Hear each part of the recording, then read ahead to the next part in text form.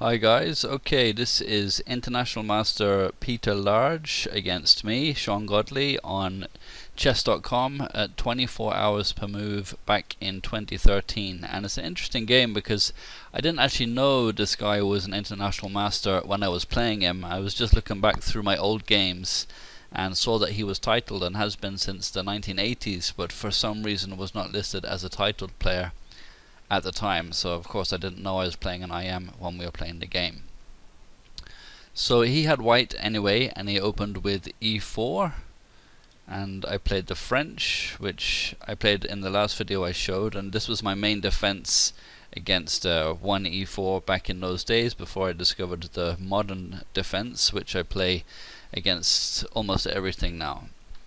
So d4, d5, knight c3 and bishop b4, which is the Winawer, a fun opening and leads to double-edged positions, although I wouldn't be so keen on playing it these days. It's one of those openings that can very easily go either way, and as usual with black, it's more common that you're on the bad end of that possibility. So we go into the main line with e5, c5, a3, now bishop takes c3, b takes c3, knight e7.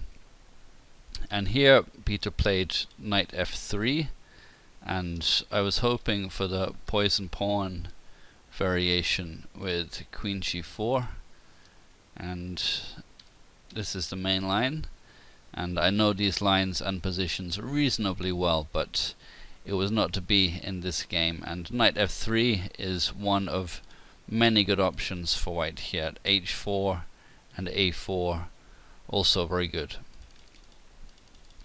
So now I played queen a5, and this is something of a sideline.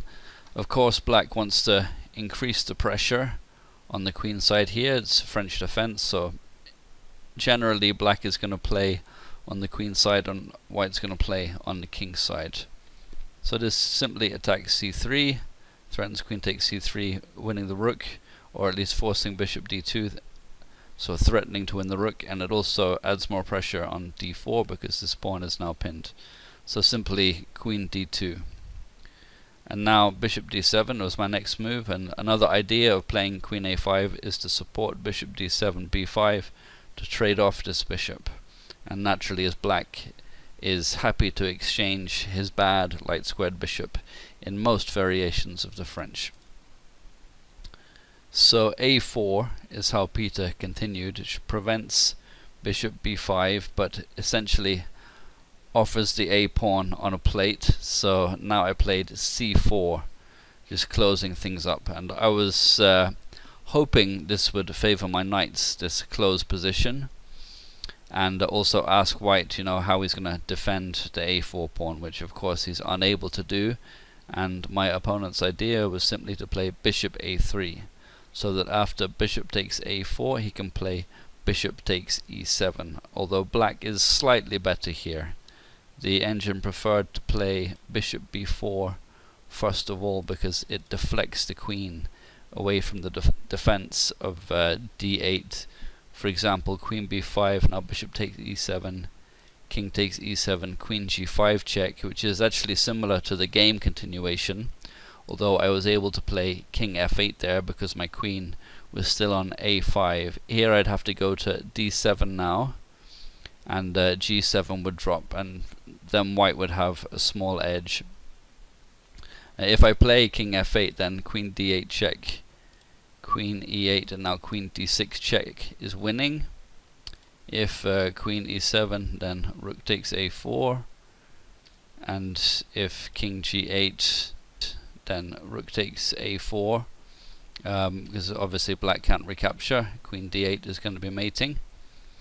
We had bishop takes a4, and now bishop takes e7. So this is white's idea. He's going to give up a pawn, and after this exchange he can play queen g5 check and hassle the king, and also black has lost castling rights. And overall I actually like my position here because this pawn structure is going to be better for black, and I have a clear plan with advancing on the queen side. I simply have to ensure that white gets nothing on the king side, which is never easy to do in the French.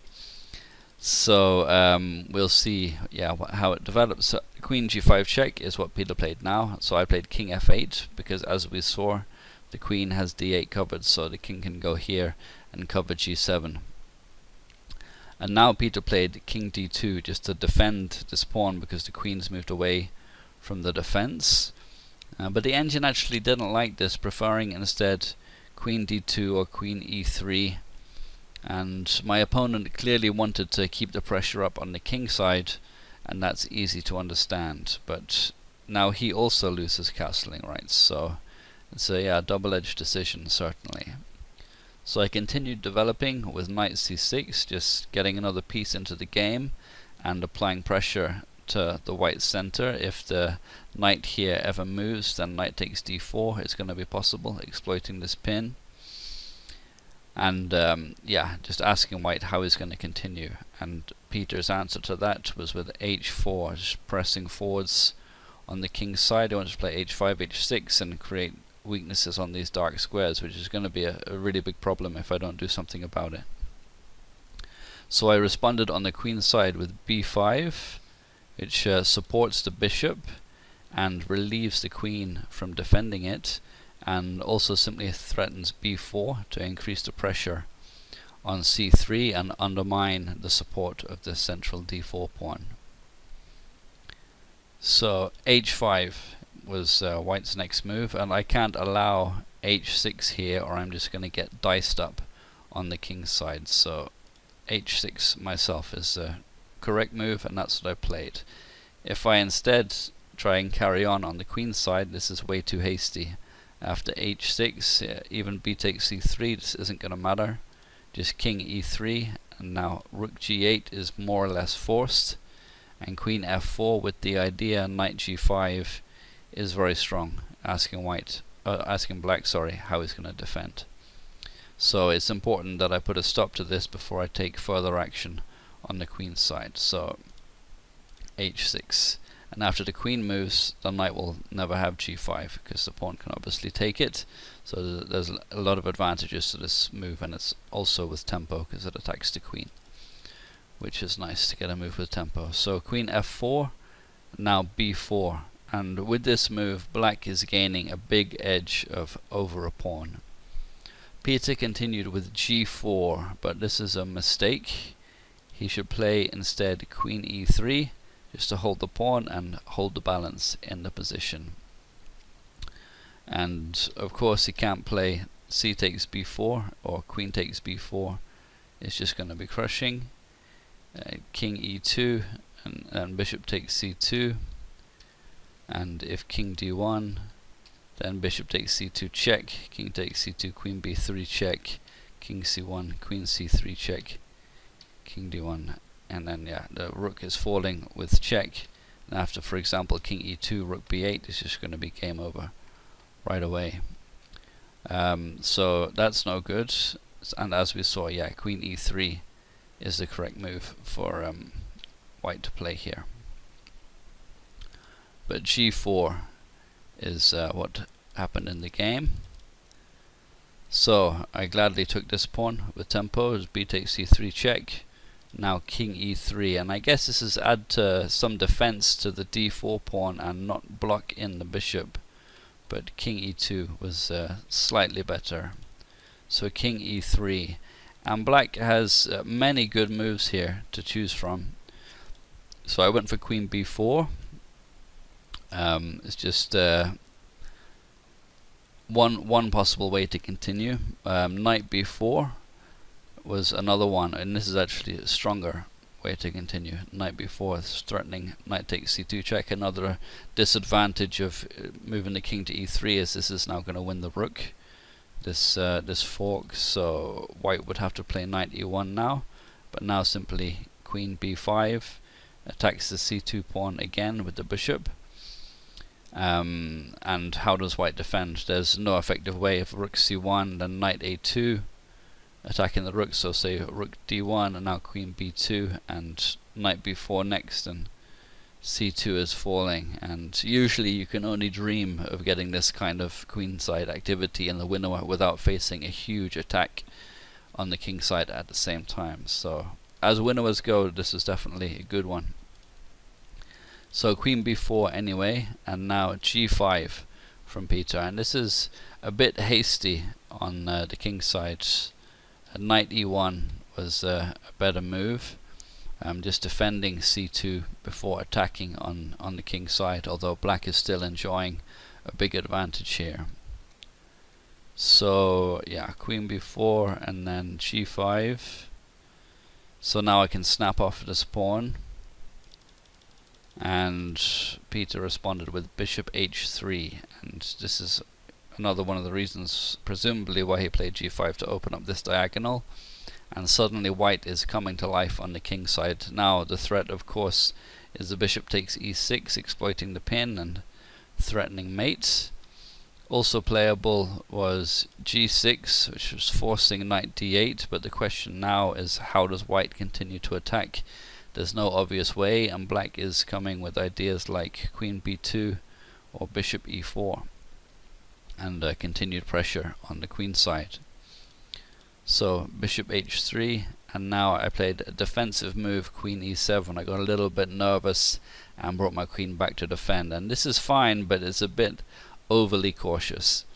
The engine prefers king e8 with no fear after, for example, gh6, now rook a6, attacking the knight. So knight e7 and rook ha1, just switching to the queen side to attack, which white doesn't very often do in the French, but this is what happens when an engine plays chess. It breaks all of the standard rules.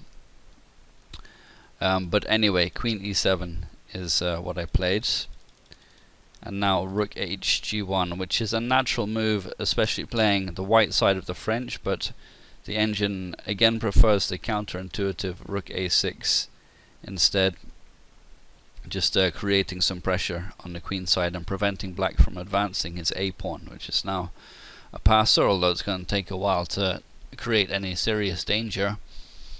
But of course Peter prefers to continue the attack on the king side instead. So yeah, rook h g1, just increasing the pressure. So I played bishop e4, which is applying pressure to white with the threat of exchanging the knight and then exchanging on g5 to relieve the overall pressure of the position, as well as the idea of simply playing c2, rook b8, and bringing more pieces in to attack the white king. So g takes h6, and now I played g takes h6, and the engine didn't like this, preferring instead rook takes h6, although black is still winning in this variation.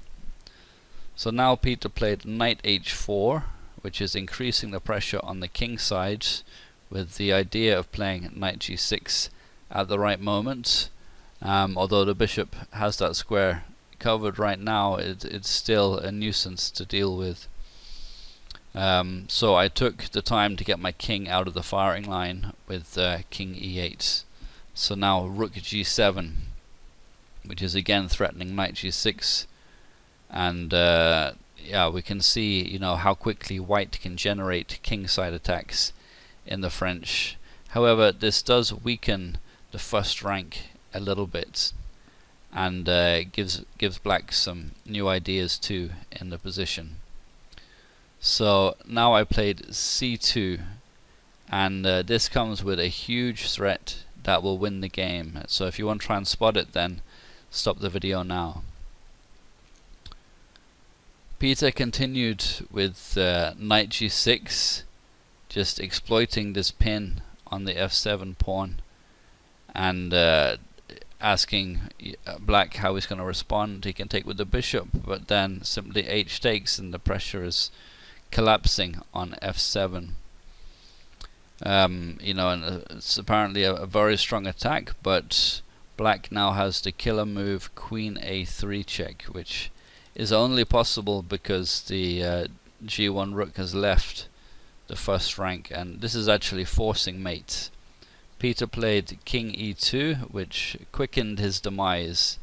The first variation to look at is rook takes a3, of course, but just c1 queen forces king e2, and now knight takes d4 is mate.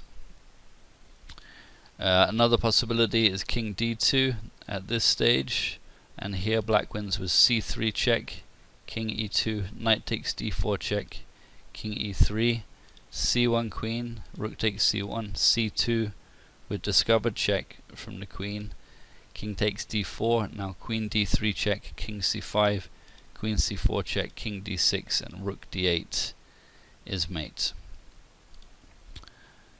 So king e2 is what Peter played, and after knight takes d4 check he resigned, because there's no way to avoid mate. If he goes to the first rank, then the rook is falling with check and mate to follow on the next move. And if he goes to d2, then there's several ways to win, but the fastest is queen b4 check, king c1, and now knight e2 is mate. If he goes to e3 instead, then simply queen c3 is mate. So it's a great game. I was happy with the result, and when the Winawer goes well, it goes really well, but it goes badly a lot more than it goes well. So I hope you enjoyed it. Smash those like and subscribe buttons if you did, and I'll see you next time.